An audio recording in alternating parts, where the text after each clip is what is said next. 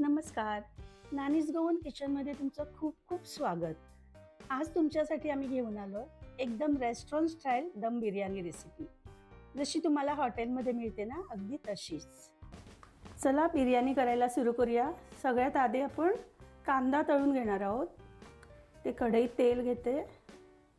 इथे 2 कांदे मी असे उभे चिरून घेतलेले आहेत. असा कांदा आपल्याला उभा चिरून घ्यायचा आहे आणि सगळा असा मोकळा करून घ्यायचा. तेल तापलेलं आहे. आता सगळा कांदा छान फ्राय करून घेऊया. सुरुवातीला गॅस थोडा मोठाच ठेवते आणि मग आपण गॅस बारीक करायचा आहे.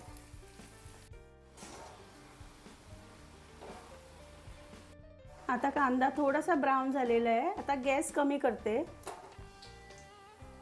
आता छान कांदा ब्राऊन झालेला आहे. टिश्यू पेपरवर काढून घेते. छान स्प्रेड करून घेऊया, म्हणजे मग थोड्या वेळाने तो छान क्रिस्पी होईल. थोडे काजू आणि बदाम पण फ्राय करून घेते. थोडेसे बदाम घालते. आपला कांदा फ्राय झालेला आहे. आता आपण भात तयार करून घेऊया. इथे मी 1 पेला भरून बासमती तांदूळ घेतले आणि स्वच्छ अगदी 2-3 वेळा धुवून 1 तासभर पाण्यात भिजवून ठेवले. आता आपल्याला भात तयार करून घ्यायचा. एक मोठं पातेलं भरून इथे पाणी मी घेतलं आहे. याच्यात घालते 2 तेजपत्ता, 2 चक्री फूल, 2 मसाला वेलची, 3 साध्या वेलची, 4 लवंग आणि 5-6 मिरी घालते आणि 1 मोठा चमचा भरून मीठ थोडंसं जास्त घालायचं. 1 छोटा चमचा जिरं, 2 हिरव्या मिरच्या उभ्या चिरून घेतल्या, थोडासा लिंबाचा रस आणि हे 2 लिंबाच्या स्लाइसेस घालते आणि 1 छोटा चमचा तेल.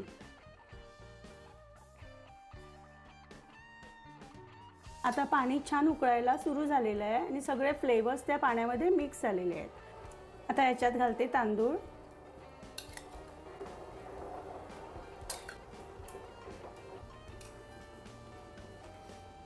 आणि हा भात आपल्याला फक्त 80% शिजवायचा आहे.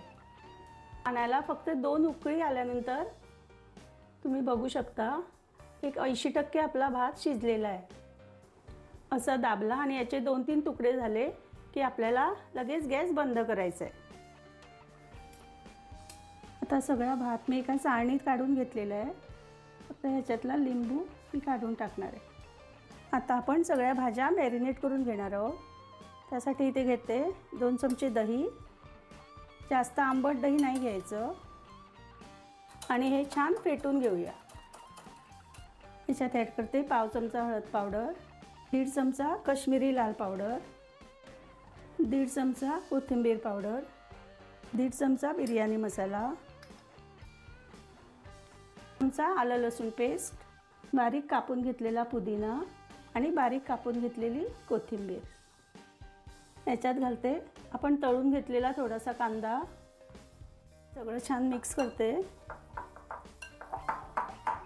त्याच्यात सगळ्या भाज्या ॲड करूया. फ्लावरचे तुकडे, पनीरचे तुकडे, बीन्स, थोडेसे गाजर आणि थोडेसे मटर आणि 1 छोटा बटाटा मी कापून घेतला आहे. आता हे सगळं हातानेच आपण मिक्स करणार आहोत. त्याच्यात घालते थोडं मीठ आणि अर्ध्या लिंबाचा रस आणि हे फक्त 10 मिनिटं मॅरिनेट व्हायला ठेवून देऊया. आता एक दालचिनीचा तुकडा किंवा कोळसा पेटवून घ्यायचा. त्याच्यावर घालायचं थोडंसं साजूक तूप आणि बंद करायचं.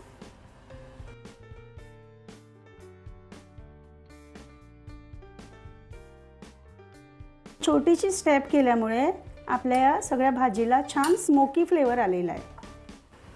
आता आपला कांदा तळून जे तेल राहिलं होतं तेच मी 4 चमचे इथे घेतलेलं आहे. याच्यात घालूया आपण मॅरिनेट करून ठेवलेल्या सगळ्या भाज्या.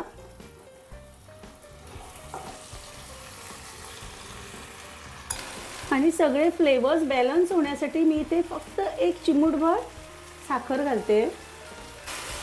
आणि हाय फ्लेमवरच आपल्याला ह्या भाज्या शिजवून घ्यायच्या आहेत. आता याच्यातली थोडीशी मी दुसऱ्या भांड्यात काढून घेते.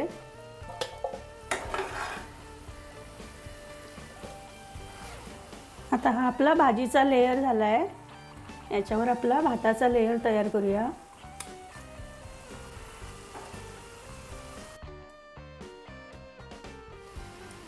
याच्यावर थोडीशी पुदिन्याची पानं, ओली कोथिंबीर, तळलेला कांदा, केशर मी थोड्या दुधात भिजवून ठेवला होता तो पण घालते. चिमूटभर बिर्याणी मसाला घालते. आता याच्यावर परत सेकंड लेयर करते मी भाज्या घालून. याच्यावर आपण तळून घेतलेले थोडे काजू आणि बदाम घालते. आणि आता हा आपला शेवटचा लेयर मी घालते भाताचा. पुदिन्याची पानं, ओली कोथिंबीर घालते. राहिलेला सगळा कांदा इथे घालते मी.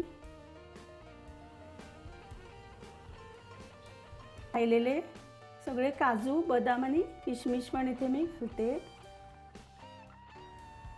परत त्याच्यावर केशरचं दूध घालूया. आणि तुमच्याकडे जर केवडा किंवा रोज इसेन्स असेल तर तुम्ही 4-5 थेंब इथे घालू शकता. परत चिमूटभर बिर्याणी मसाला.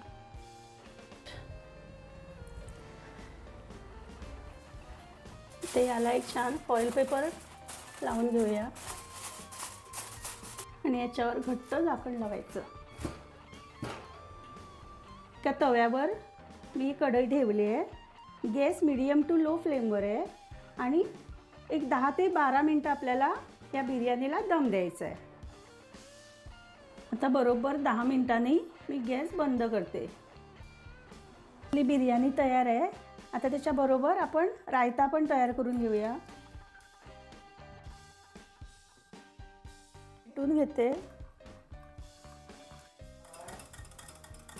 त्याच्यात घालूया मीठ. 2 हिरव्या मिरच्या एकदम बारीक चिरून घालते.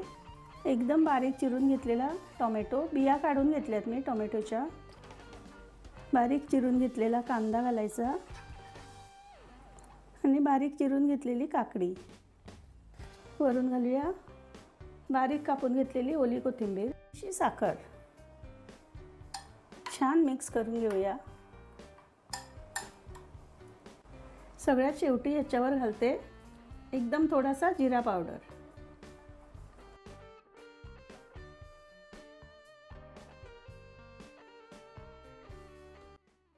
आणि आपली रेस्टॉरंट स्टाईल दम बिर्याणी तयार आहे.